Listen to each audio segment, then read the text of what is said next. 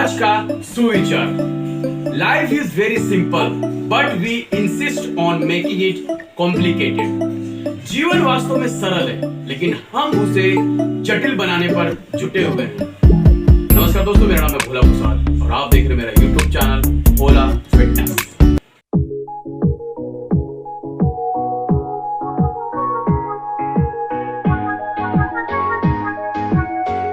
आज का जो वीडियो है वो हैंड वॉश के ऊपर है। जी हाँ, हाथ तो सभी धोते हैं लेकिन इसका जो प्रोसेस है और करने का तरीका और कैसे हाथों को ढंग से धोना है, क्या टाइमिंग है, किस चीजों से धोना है, कैसे इसे सुखाना है, जम से कैसे बचना है, थोड़ी सी छोटी मोटी जानकारी मैं इकट्ठी करके लेके आया हूँ जो मैं आपको इस वीडियो के माध्यम से बताऊंगा। तब तक आप मेरे चैनल को सब्सक्राइब कीजिए, वीडियो को आप लाइक कीजिए। कुछ पूछना हो, बताना हो तो आप मुझे नीचे कमेंट्स बॉक्स में कमेंट्स भी कर सकते हैं। Let's start. अक्सर लोग अपना हाथ गलत तरीके से धोते हैं जिसकी वजह से हाथों में कीटाणु रह जाते हैं और वो बीमारियों का शिकार हो जाते हैं। तो आप कुछ ऐसी छोटी मोटी बातों पर ध्यान दें जो मैं आपको बता रहा हूं, जिसकी वजह से आप वो गलतियां ना करें और आप अपने शरीर का ख्याल रख पाए। तो बात करते हैं उन गलतियों के बारे में। 95% लोग, जी हाँ 95% लोग हाथ सही तरीके से नहीं धोते हैं जिसकी वजह से उनके हाथों में कीटाणु रह जाते हैं। हाथों को धोने के लिए कम से कम 20 से 30 सेकंड चाहिए। जी हाँ, 20 से 30 सेकंड में हाथों के एक एक पार्ट को आप अच्छे से रब करेंगे। पाम्स को, एक एक फिंगर्स को नेल्स के पास अच्छी तरह से रब करेंगे, फिर हाथों को आप धोएंगे। तो ये है तरीका हाथ धोने का।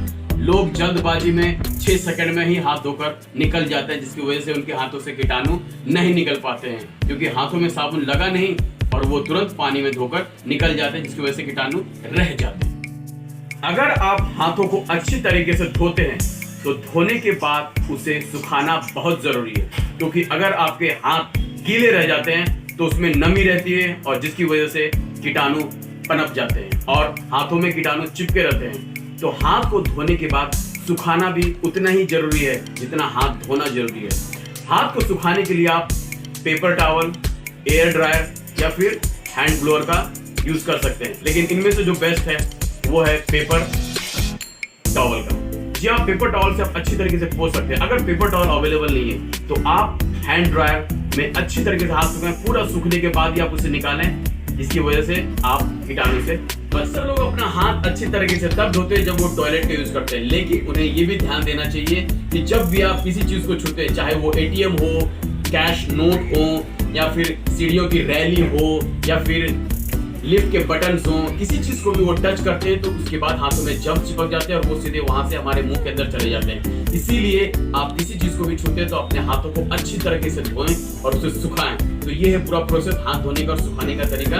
और अगर आप सर्दी या फ्लू से परेशान हैं तो उस टाइम तो आपको दिन भर हाथ बार बार धोते रहना चाहिए।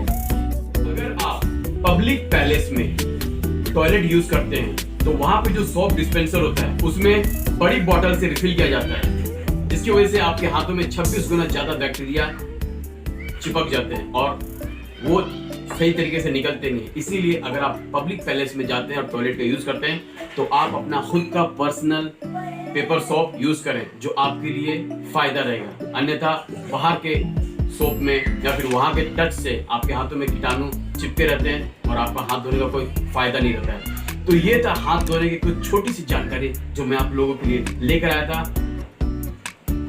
मैं यही कहना चाहूंगा कि आप अपने हाथ धोने का ध्यान रखेंगे और मेरे इस वीडियो को लाइक करेंगे। मेरे वीडियो को देखने का आपका बहुत बहुत धन्यवाद। जय हिंद, वंदे मातरम।